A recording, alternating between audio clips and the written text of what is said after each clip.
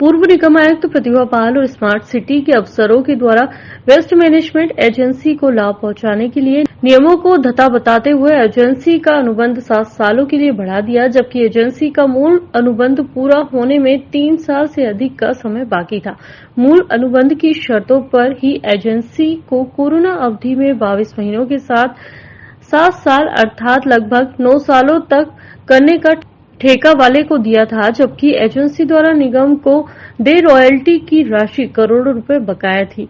निगम की बकाया राशि को अनदेखा करते हुए स्मार्ट सिटी के अधिकारियों ने एजेंसी को फायदा पहुंचाता गया। आमतौर पर शालीन और शांत रहने वाले मेयर पुष्पमित्र भार्गव ने इस मामले पर महापौर परिषद की शिकायत मिलते ही कलेक्टर को मामले की जांच कर गलत अनुबंध तत्काल निरस्त करने और दोषियों पर कार्रवाई करने के लिए निर्देशित किया। एजेंसी से बकाया वसूली के नोटिस भी जारी किए। फर्जी बिल घोटाला चल रहा है, उसके तहत भी मैंने इस चिट्ठी में ये लिखा है कि ये एक अलग तरह का फ्रॉड है, जिसमें फाइनेंशियल फ्रॉड को समझने वाली एजेंसी की भी अगर लगाने की जरूरत है तो वो लगाई जाए और टाइम बाउंड पीरियड में जांच करके दोषियों के खिलाफ इसमें कार्रवाई की जाए और भविष्य में ये ना हो, इसकी पुनरावृत्ति ना हो। इसलिए एक तो माननीय मुख्यमंत्री जी ने इंदौर को खुद का डिजिटलाइजेशन करने का अनुमति दे दी है, उसमें माननीय कैलाश विजयवर्गीय जी हमारे नगरीय प्रशासन मंत्री हैं। उस डिजिटलाइजेशन को लेकर खुद का पोर्टल ई नगर पालिका से बाहर आने का जो हम प्रयास लंबे समय से कर रहे थे वो भी लगभग अपने अंतिम दौर में है। लेकिन शहर के साथ धोखा करने वाले, इस तरह से भ्रष्टाचार करके प्राइवेट लोगों को फायदा पहुंचाने वाले लोगों के खिलाफ सख्त कार्रवाई की जाएगी, उसमें किसी को बख्शा नहीं जाएगा। ऐसे और भी कई मामले अलग अलग लोग शिकायत करते हैं, उस सब की एक संयुक्त रूप से एक बार में जांच हो। स्पेशल टीम पहले से ही मुख्यमंत्री जी ने गठित की है, लेकिन ये जो फाइनेंशियल फ्रॉड है उसको लेकर अगर कोई स्पेशलाइज्ड एजेंसी जो फाइनेंशियल फ्रॉड समझती है उससे भी इसकी निष्पक्ष जांच कराई जाए। यही नहीं, मेयर पुष्पमित्र भार्गव ने मुख्यमंत्री को पत्र लिखकर मांग की कि दोषी अधिकारियों की जांच ईओडब्ल्यू या लोकायुक्त से करवाई जा सके और जनता के पैसे खाने वालों पर कड़ी कार्रवाई की जाए। नगर निगम के द्वारा कृष्णपुरा छतरी से सब तोड़कर एक सड़क का निर्माण किया जा रहा था, जिसे लाइफलाइन रोड का नाम दिया गया है और वहीं इसी रोड का काम लगभग समाप्ति की ओर हो रहा है, लेकिन कई जगह पर अभी भी सड़क कार्य में कुछ निर्माण बाधक बन रहे हैं, जिसको लेकर आज महापौर के द्वारा क्षेत्रीय विधायक गोलू शुक्ला को साथ लेकर पूरे सड़क मार्ग का दौरा किया गया। इसके साथ ही क्षेत्र में रहने वाली कान नदी को भी पूरी तरह बसे अतिक्रमण मुक्त करने को लेकर भी दौरा किया। तो वहीं सौंदर्यीकरण के नाम में नगर निगम ने शहर के सभी आर्किटेक्ट को भी अपने सुझावों के साथ आमंत्रित किया और जिसका सुझाव डिजाइन सबसे बेहतर होगा उसे लेकर नगर निगम विकास कार्य करेगा। सराफा व्यापारी निर्मल वर्मा द्वारा बताया गया कि पिछले दिनों लोकसभा चुनाव इंदौर में बड़े ही हर्षोल्लास के साथ आयोजित किया जा रहा, जिसमें तमाम व्यापारिक वर्ग भी अधिक मतदान को लेकर कई तरह के कार्यक्रम रख रहे थे और इसी के तहत प्रधानमंत्री नरेंद्र मोदी की सशस्त्र सरकार बनने के लिए प्रचार प्रसार भी किया जा रहा था और इंदौर के लोकसभा प्रत्याशी भाजपा की ओर से सांसद शंकर लालवानी को 8 लाख से अधिक वोटों से जीतने के लिए अभियान भी चलाया गया था और इसी के तहत एक क्यूज पार्टिसिपेट रखा गया था, जिसमें सराफा के कई ग्राहक हिस्सा ले रहे थे। इस अभियान के तहत 110 ग्राहकों द्वारा कमेंट्स कर अपनी राय रखी गई थी, जिन्हें आज भारत में सबसे ज्यादा मतों से जीतने वाले भाजपा के प्रत्याशी सांसद शंकर लालवानी के माध्यम से 2000 के नोट पर अंकित महात्मा गांधी के साथ ही प्रधानमंत्री मोदी जी की अंकित तस्वीर के नोट वितरण किए गए और यह नोट में विशेष तरह से 909 टका चांदी लगाई गई है और इसे विशेष रूप से तैयार किया गया है। बता दें कि निर्मल वर्मा अपनी एंटीक वैरायटी के लिए जाने जाते हैं और यहां पर प्रधानमंत्री नरेंद्र मोदी की चांदी की प्रतिमा से लेकर मोदी का सोने का पेन सहित और भी कई आइटम उपलब्ध रहते हैं, जिसके लिए यह हमेशा सुर्खियों में बने रहते हैं। रिकॉर्ड जिससे हम आने का तय हो चुका था, तो हम लोगों ने तय किया था कि एक हम लोगों का ओपिनियन भी लें कि इंदौर में किस प्रकार से इंदौर नंबर 1 इंदौर की जनता ला रही है। तो हमने क्यूज रखा था जिसमें हमने 9 लाख से 13 लाख वोट का हमने एक नंबर दिया था सभी लोगों को, जिसके अंदर पूरे शहर के अंदर से जो हमारे ऐसे व्यापारी वर्ग भी जुड़ा, कस्टमर भी रोज जुड़े हुए हैं, और इन सब लोगों को हमने हमारा क्यूज भेजा था, जिसके अंदर हमको 1000 लोगों के जवाब आए थे, जिसमें 9 लाख और 13 लाख सर्वाधिक थे। उसके अलावा हम लोगों को 11,75,हजार वोटों से शंकर ललवानी जी जीते हैं। तो इसमें जो 11 लाख प्लस के जो लोग थे, उन सभी लोगों को हमने आज जो है चांदी का नोट पुरस्कार के रूप में दिया है।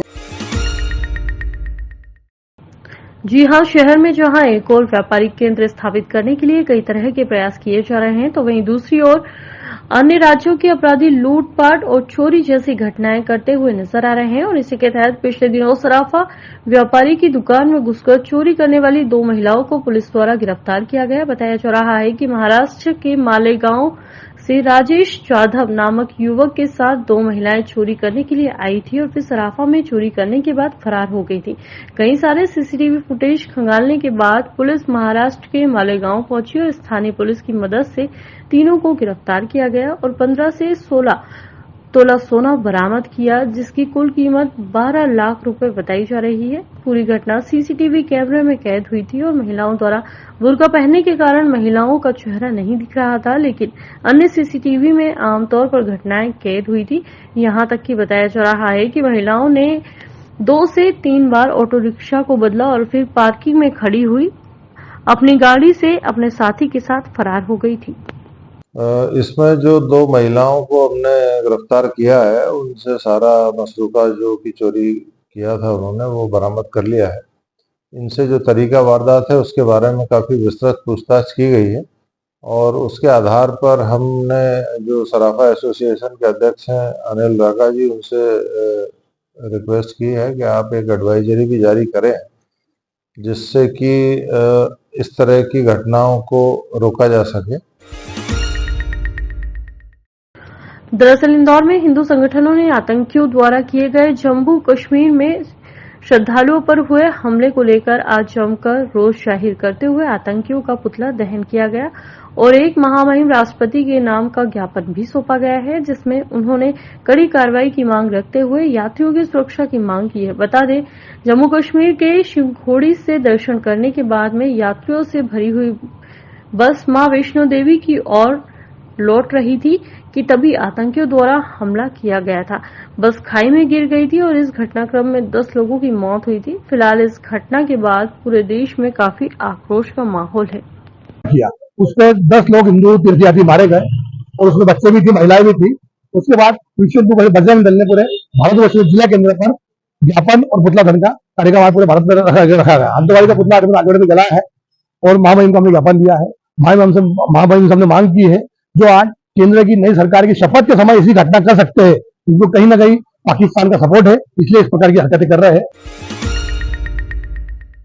दरअसल पिछले दिनों पीड़ित महिला द्वारा परदेशीपुरा थाने पर दुष्कर्म सहित विभिन्न धाराओं में केस दर्ज कराया गया था। पूरे मामले में पुलिस आरोपी की धरपकड़ को लेकर टीम गठित की गई थी। बताया जा रहा है कि बीती रात को आरोपी शेख को पकड़ा भी जा चुका था, लेकिन वह चैनल गेट खुला होने के कारण छत से कूदकर भाग गया। पूरी जानकारी जब हिंदू संगठन को लगी तो उन्होंने भी थाने पर पहुंचकर लापरवाही को लेकर आला अधिकारियों से कड़ी कार्रवाई की मांग की है। वहीं पुलिस का कहना है कि टीम गठित कर दी गई है, दोबारा से आरोपी की तलाश की जा रही है। थाने पर लगे सीसीटीवी फुटेज भी अधिकारियों द्वारा चेक किए जा रहे हैं।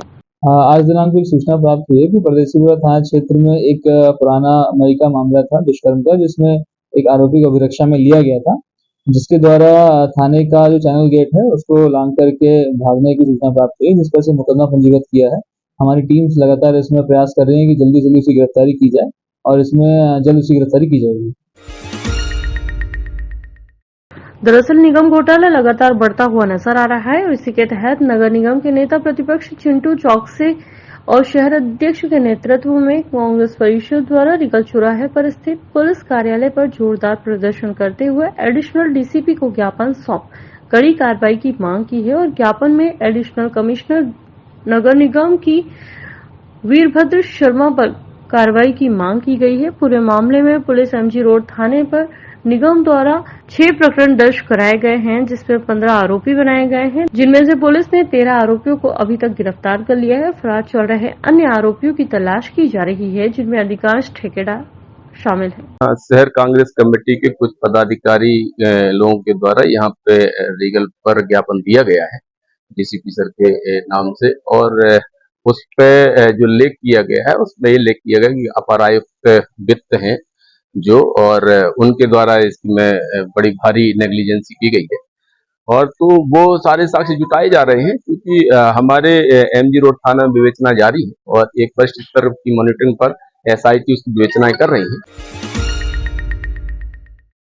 दरअसल संस्था दशा के आयोजक अंकित मालवीय का कहना है कि इस बार करीब 300 श्रद्धालुओं को वैष्णो देवी, हरिद्वार, शिवखोड़ी और मनसा माता के मंदिरों के दर्शन के लिए 7 दिवसीय धार्मिक यात्रा पर ले जा रहे हैं, जिसमें 51 महिलाएं भी शामिल हैं। श्रद्धालुओं की संस्था की ओर से दोनों समय का भोजन रहेगा। अंकित का कहना है कि ऐसे मध्यम परिवार के लोग जो स्वयं के खर्च पर धार्मिक यात्रा नहीं कर सकते हैं, उन्हें संस्था के माध्यम से धार्मिक यात्रा कराई जा रही है। अभी तक इन 7 सालों में संस्था दशामा के द्वारा करीब 7,000 लोगों को अलग अलग देव दर्शन धार्मिक यात्राएं करा चुके हैं।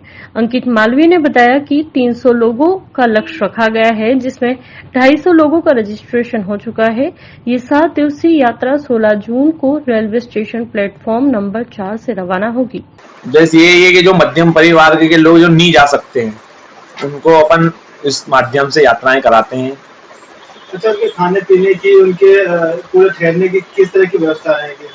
खाने की पूरी व्यवस्था रहती है। वहाँ पे अपने हलवाई जाता है, अपना यहीं से पहले से ही पहुंचा देते हैं, एक दिन पहले ही। फिर वहाँ पे सब खाना हुआ सब कंप्लीट रहता है। रुकने की व्यवस्था हम पहले करके आ जाते हैं वहाँ पे। ये अभी तक हम कितनी यात्राएं करवा चुके हैं और अभी तक कितने लोगों को दर्शन लाभ दिला चुके हैं? अभी तक मैं 5 से 7 यात्रा करा चुका हूँ और 6-7 हजार लोगों को दर्शन करा चुका हूँ।